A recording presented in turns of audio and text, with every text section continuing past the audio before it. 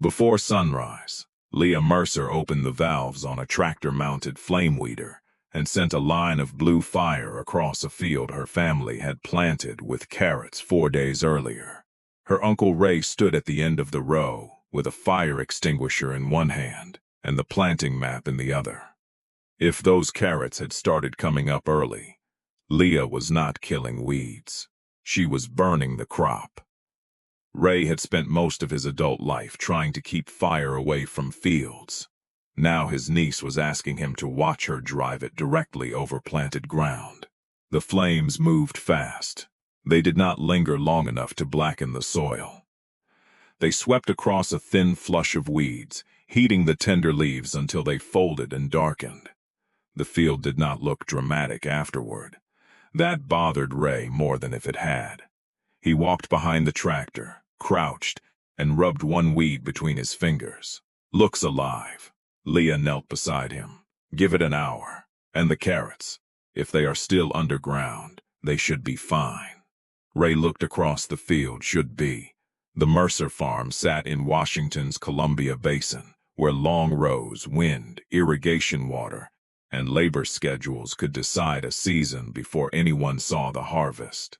The family grew carrots, onions, and rotation crops on ground that looked flat from a truck window, but changed character every few hundred yards. Some areas warmed faster, some held moisture longer, some crusted after irrigation. Ray knew those differences because he had worked them for decades. Leah knew them too, but differently. She had returned to the farm after studying agricultural systems and spending several seasons managing field records for another vegetable operation. She liked maps, comparisons, and small tests. Ray trusted his boots, his eyes, and the memory of what had gone wrong before. They did not disagree because one of them respected farming and the other did not. They disagreed because both of them did. That spring, the problem was weeds. The farm's usual program worked, but the early season had become expensive. A wet stretch had compressed tractor work into a narrow window. Hand crews were already committed elsewhere. Several fields were carrying a fast flush of tiny weeds just before the carrots were expected to emerge.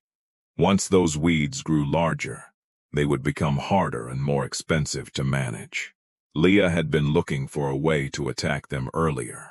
Not replace every herbicide. Not eliminate cultivation. Not promise a cleaner field forever. Just remove one costly layer of pressure before the carrot seedlings appeared. The machine she wanted to test looked simple enough to be dangerous. A row of propane burners sat behind the tractor. The idea was not to incinerate weeds or set the field on fire. The burners delivered a brief wave of intense heat. Very young weeds could be damaged before they were large enough to compete. But the window was narrow. Once the crop emerged, the same heat that injured a weed could injure the carrots. Ray understood that part immediately. So the whole plan depends on knowing exactly what is under the dirt. Pretty much. And we cannot see under the dirt. That is why we test it. Leah proposed 3 acres beside a larger carrot field. She divided the area into matched strips. Some would be flamed. Some would be left alone for comparison. She marked the planting dates, soil conditions, weed stage, irrigation timing, and every pass made afterward. Ray studied the map on the shop workbench. Why 3 acres? Big enough to show us the labor difference. Small enough that we can survive being wrong. He tapped one corner of the map. This sandy ridge comes up first. Then we watch it first, and if you see green, we shut the burners off. Ray took a pencil and drew a thick red line across the map. No debate after green. Leah nodded. That became the rule. The first pass happened before dawn because the air was calmer, and the field was damp enough that Ray did not have to imagine a gust pushing flame toward dry residue. Leah moved slowly down the test strips while Ray followed from the headland. The burners hissed. The small weeds changed almost imperceptibly. By mid-morning, the treated weeds had begun to collapse. Ray walked the untreated strips, then the treated ones. I hate that this is working, Leah smiled. It has been 4 hours. Exactly. Too early to trust it. That answer pleased her more than praise would have. For the next several days, they checked the test area every morning. Leah photographed marked squares and counted new weeds. Ray carried a pocket knife and scraped gently at the soil where he expected the carrots to be moving upward. The untreated strips stayed green with small weeds. The treated strips looked cleaner. Not bare. Not perfect. Cleaner. Then the weather changed. A run of warmer afternoons accelerated the field. Leah knew the sandy ridge could emerge ahead of the heavier ground, but she still expected another safe morning. She was wrong. On the next scheduled pass, the first 2 strips showed no visible carrot leaves. She opened the burners and started down the rows. Halfway across the ridge, Ray stepped into the field and raised both arms. Leah stopped the tractor. He was kneeling beside a thread of green no taller than his fingernail, a carrot seedling, then another, then several more. Leah climbed down. Behind the tractor, some of the newly emerged seedlings had already curled. No argument was needed. The rule was clear. Green meant stop. She closed the valves. They walked the ridge in silence, marking every section that had been exposed after emergence. Ray finally said, "The calendar lied to you." Leah looked at the seedlings. The calendar did not lie. I asked it a question it could not answer. That afternoon, they changed the trial. No more treatment decisions based only on days after planting.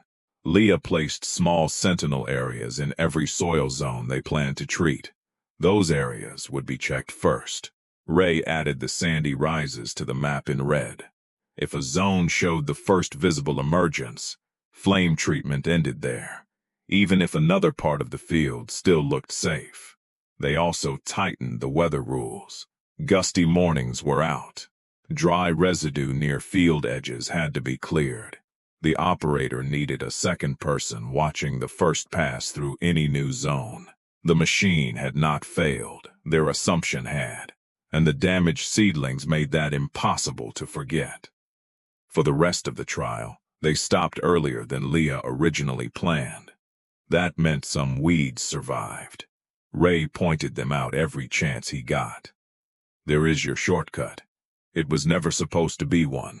Good. I was worried I would have to sell the cultivator. They still cultivated later.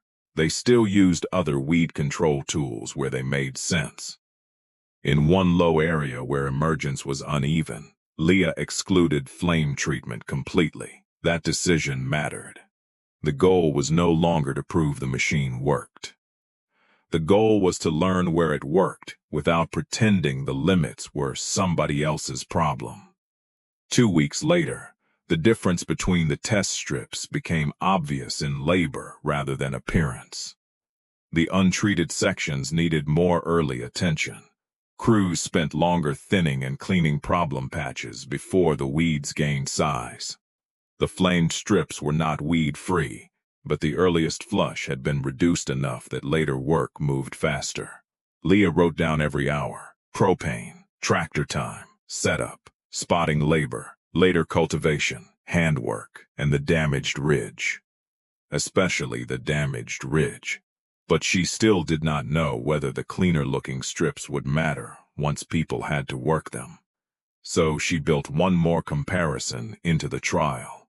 On the next hand-weeding day, she divided the crew between equal lengths of treated and untreated rows. She did not ask anyone to work faster. She did not tell them what result she wanted.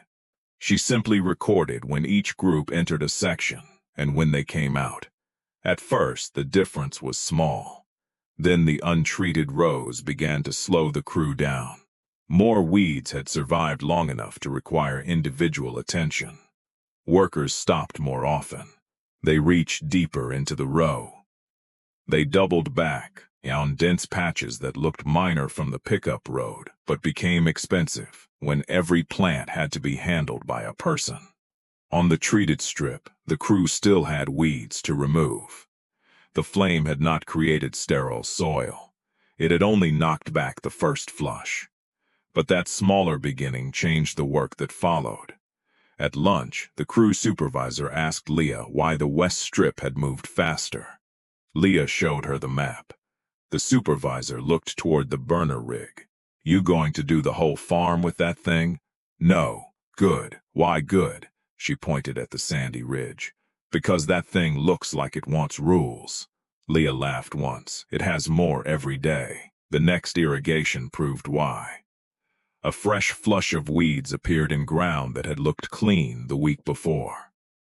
Flame treatment had damaged the weeds present during the pass. It had not created a protective barrier against everything that germinated later. Ray found Leah standing between the rows, staring at the new green. "Your clean field is turning green again. Different weeds, still green. Still our problem." That second flush forced Leah to change the way she described the trial. She stopped talking about a clean field. A clean field was temporary and visually seductive. The useful question was whether removing the first flush made the rest of the weed program easier enough to justify the cost and risk. That meant the treated strips could still need cultivation later and still be successful. It also meant a perfect-looking strip could be a bad result if the propane, scouting, delays, and crop risk cost more than the work it removed. One morning, wind canceled another planned pass before the tractor left the yard. Leah watched the weeds grow for a day while the burner rig sat still. By the time the air calmed, one portion of the field was too close to emergence. They skipped it. Ray expected Leah to be frustrated. She was, but she wrote the exclusion into the log. A tool with a narrow window did not become safer because the schedule was inconvenient. When she summarized the first trial, she did not place the cleanest photograph on top. She placed the red-marked ridge first. Ray noticed. "Trying to scare yourself out of doing it again. Trying to remember what the cost looks like when we get the timing wrong." He turned the page. The savings were not enormous. They were not supposed to be. The treated strips had reduced some early weed pressure and made later labor easier. But the tool required propane, setup, monitoring, calm conditions, and a crop stage that could disappear almost overnight. Then Ray reached the page he cared about. It compared the total early season labor on the treated strips with the untreated ones. He read it twice. "What would you change next time?" Leah pointed to the map. "Smaller decision zones. The sandy rises get their own stop line. We scout before every pass, not once for the whole field. And we do not chase weeds after the crop begins moving. If we miss the window, we miss it." Ray stared at the page. "How much ground?" Leah did not answer immediately. "How much do you think?" "Do not get clever." She smiled. 10 acres. Ray folded the map. 5. That was the second trial, the next season. Leah did not begin with a bigger machine. She began with more flags. Red stakes marked early emerging zones. White stakes marked observation points. The crew checked each block before the burners were lit. The first person to see green had authority to stop the pass. That last rule was Ray's idea. "I do not care who is driving," he told the crew. "You see carrots, you shut it down." The process became slower before it became faster. More scouting, more walking, more decisions before the tractor moved. But once the window was open, the treatment itself was quick. That season, they had no repeat of the scorched ridge. They also had fields they never treated. One block emerged too unevenly. Another had enough dry plant material along the edge that Ray refused to light the burners until conditions changed. By then, the crop window had closed. Leah wrote both fields down as exclusions, not failures. That distinction changed the way Ray talked about the machine. At first, he had asked whether flame weeding worked. Now he asked a different question. Does this field qualify? That was a harder question, and a more useful one. By the third season, the Mercer farm had not become a flame weeding operation. It was still a vegetable farm using several weed control methods. Some fields received the treatment. Some did not. The burner rig still spent long stretches parked beside the shop. But the family's early season decisions had changed. They had a map of soils that tended to emerge first. They had a pre-pass scouting routine. They had wind limits. They had a stop rule. They had comparison strips whenever they changed something significant.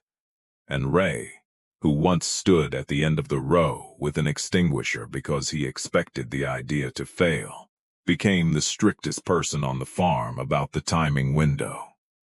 One morning, Leah arrived late to a field where the crew had planned a short treatment. The tractor was parked. The propane valves were closed. Ray was 20 yards into the field, kneeling beside a red stake. Leah walked over. Problem? He pointed at the soil. A thin green carrot loop had broken the surface. We are done here. Leah looked toward the untreated weeds farther down the row. There is still a clean window on the north end.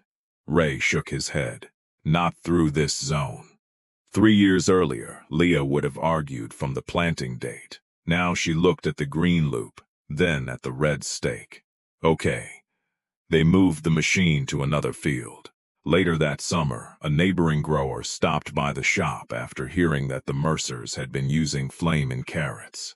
He expected a sales pitch. Leah gave him a list of reasons not to do it. Do not use it because the field looks weedy. Do not use it because somebody else did. Do not assume one planting date means one emergence date across the whole field. Do not treat a tool with a narrow window as if the window will wait for you. Then she showed him what had made it useful for them. Very young weeds, pre-emergence timing, constant scouting, calm conditions, clear exclusions, and a willingness to stop while weeds were still visible. The grower looked at the burner rig. So how much does that thing save you? Leah glanced at Ray. Ray answered first. Depends on the field. It was the least impressive answer he could have given. It was also the answer Leah trusted most. By then, Ray rarely asked Leah how well the burners worked. His first question was where the earliest green had appeared. The difficult part was knowing when not to use the tool. That became obvious again the following spring. A cool week slowed one planting. The weeds appeared before the carrots, and the conditions looked perfect for treatment. Leah prepared the tractor while Ray checked the sentinel areas. At the far end of the field, he pushed a red stake into the soil. Then another. Then a third. The safe window had narrowed to a smaller section than the map suggested. Leah drove to the first red stake, shut the propane valves, and lifted the burner bar. Beyond the stake, the weeds were still green, so were the first carrots.